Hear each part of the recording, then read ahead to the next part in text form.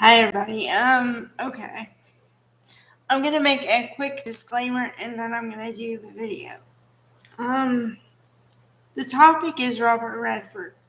I know that Robert Redford has done a ton of movies. I know this. I'm going to focus on 3 or 4 in this video. There's no way I can cover all the movies he has done. I know this. Alright. Okay.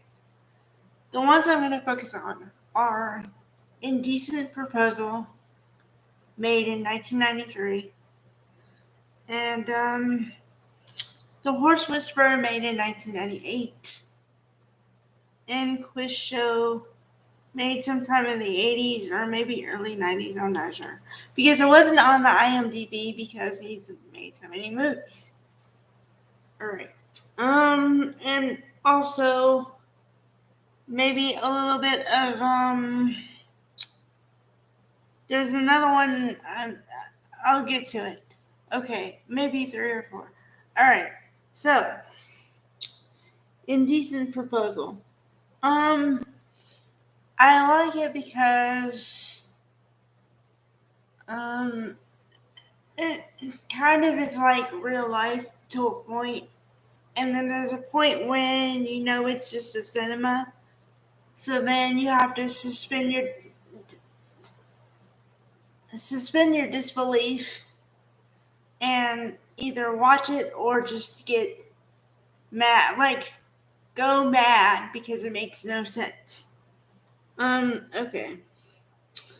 So it focuses on the couple, Demi Moore and some other guy. They don't focus on him, and Robert Redford is the main focus because of what happens. Okay. So the couple go to Vegas to gamble to get some money because they need money and they think that's the quickest way to get money. Okay? So what happens is they lose all their money. Then Robert Redford spots Demi Moore playing whatever game and likes what he sees and says, okay, well, why are you here? Like, you're not the type that would be here. So she says, well, me and my husband, we lost our money. We were gambling to pay off the house or something, but we lost all the money. And so he says, okay, well, I'll give you $1 million if you spend the night with me.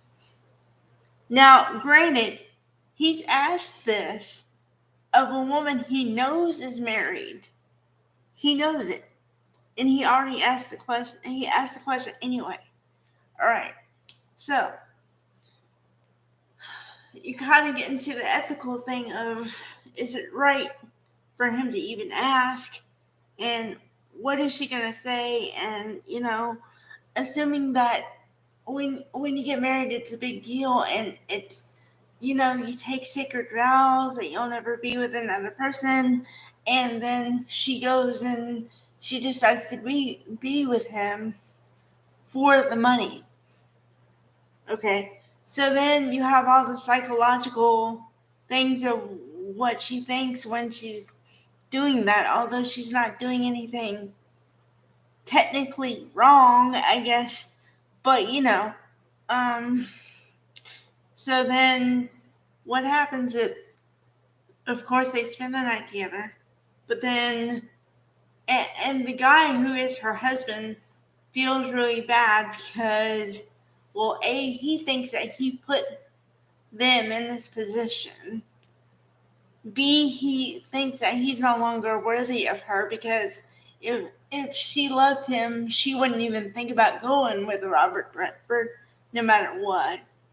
And it just psychologically damages him. And you can tell. Okay? So, kind of toward the end of the movie, not the end, but I'd say like past the middle.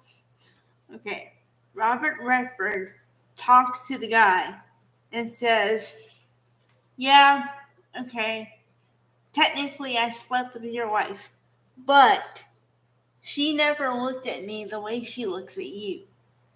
Never. So, of course, he feels a little bit better. But then that brings up another question of, okay, so say that you put yourself in a situation where you're married and your spouse decides to do that. Can you ever recover from making a decision like that? Can the one person forgive the other person for doing it?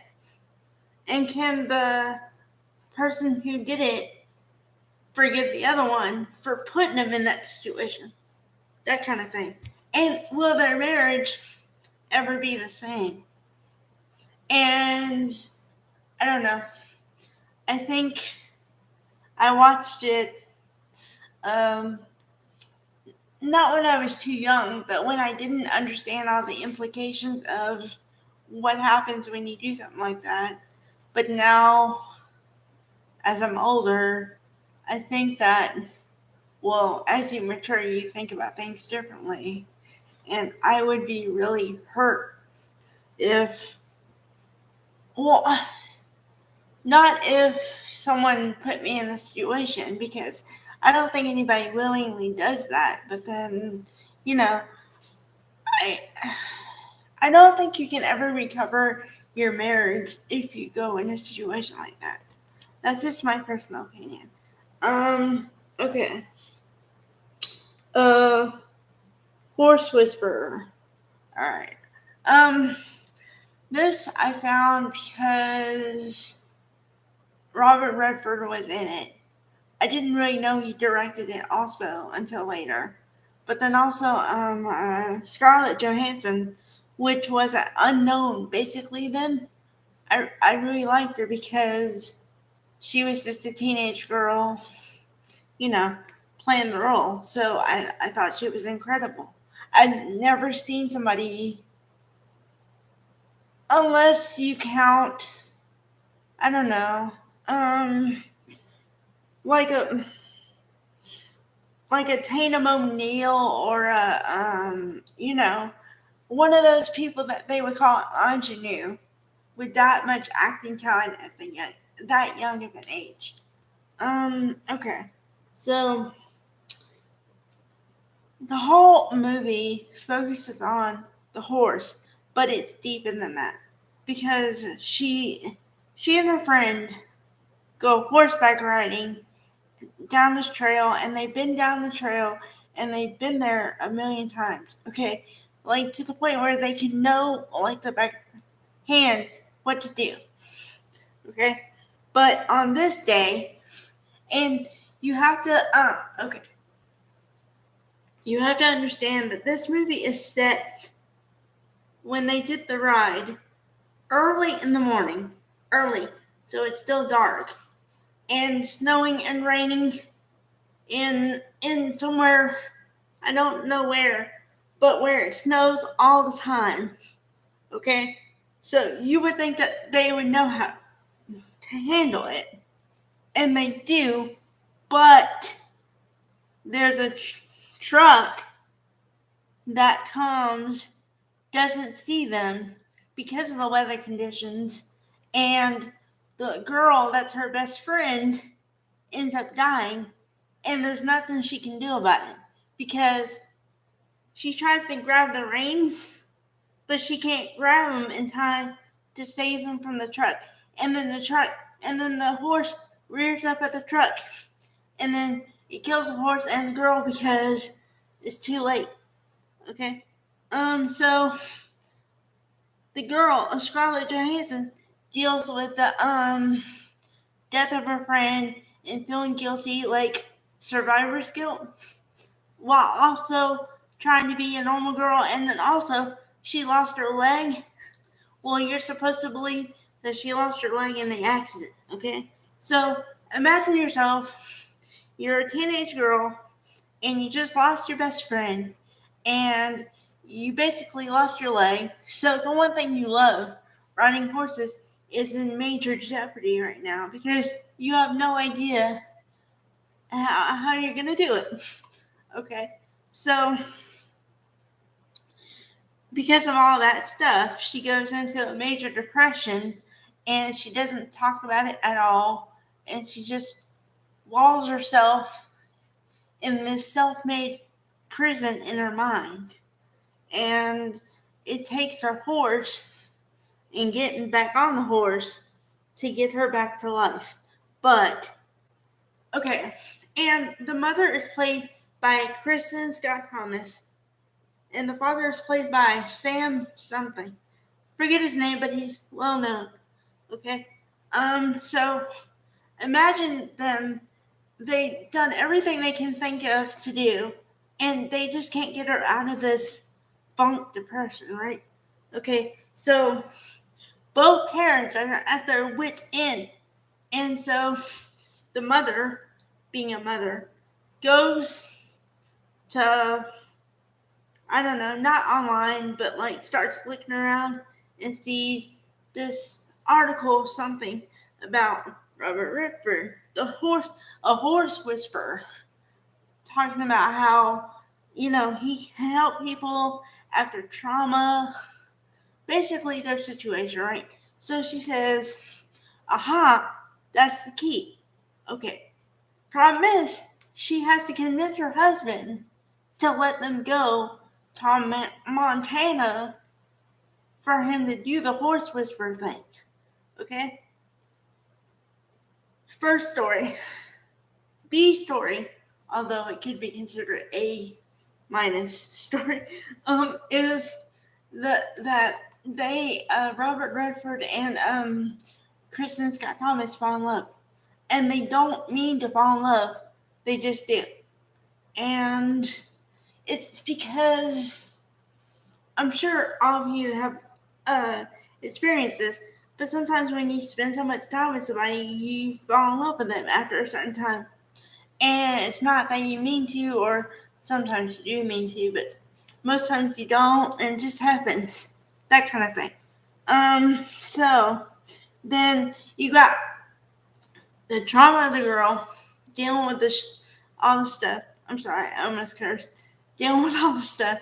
And then you have the marriage breaking up because of this guy, because the husband let her go to Montana to help their daughter. Okay? So there's guilt on the father's part because he doesn't feel like he could do anything about it. And also anger, intense anger, because he goes, I let you go because to help her, but I didn't mean for you to fall in love with him. That kind of thing. Okay, the reason why I like it is because, well, it deals with disability, a disability, a difference, whatever. And also, the way you see all the sides of it. Like, Robert Redford, when he directed it, did an awesome job because most times also, side note, I guess, this movie came from a book.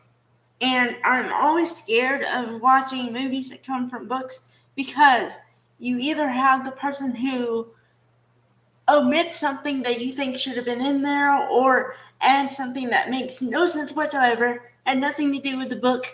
So you're like, where did that come from? That kind of thing. But I think that Robert Redford and the rest of the cast and everything did as good a job as they could, given the base they had to start from.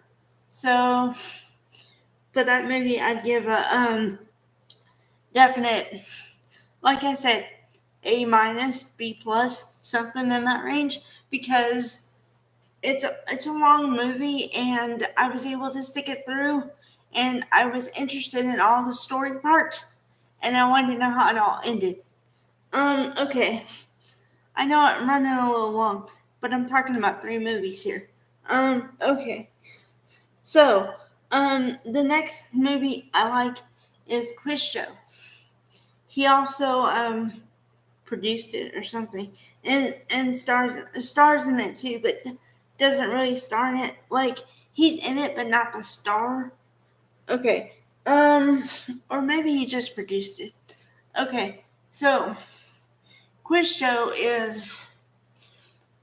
it looks into the backstage, what happens on the $64,000 question. Now, the $64,000 question was a game show from a long time ago, and they examined whether or not they favored Gentiles or Jews. Because there was a guy on there for a long time that was a Jew. And he didn't, apparently he thought that they didn't want him to win so much because after a certain time, he noticed the questions were getting harder and just to where he couldn't win. Okay. So then, and he loses to a Gentile, which is played by Ray Fiennes. But Ray Fiennes doesn't know anything about what he thinks. And he doesn't know that, how the game is set up. They just ask him to be on the game and he doesn't think anything of it. Okay. So, turns out, spoiler alert, I guess, if you haven't seen it, turns out it is kind of fixed because they give people the answers to the questions. They tell him how to behave, like pat your brow and look like you're perplexed and all this stuff. They tell you what to do and they give you the answers. And they tell you to wait a certain amount of time before you answer it. And then when they don't want you to win anymore, they don't give you the answers. And they start with the new guy giving them the answers. Only Ray Fiennes thought that was what you did. He didn't think there was anything negative or whatever behind it, you know what I mean? So yeah.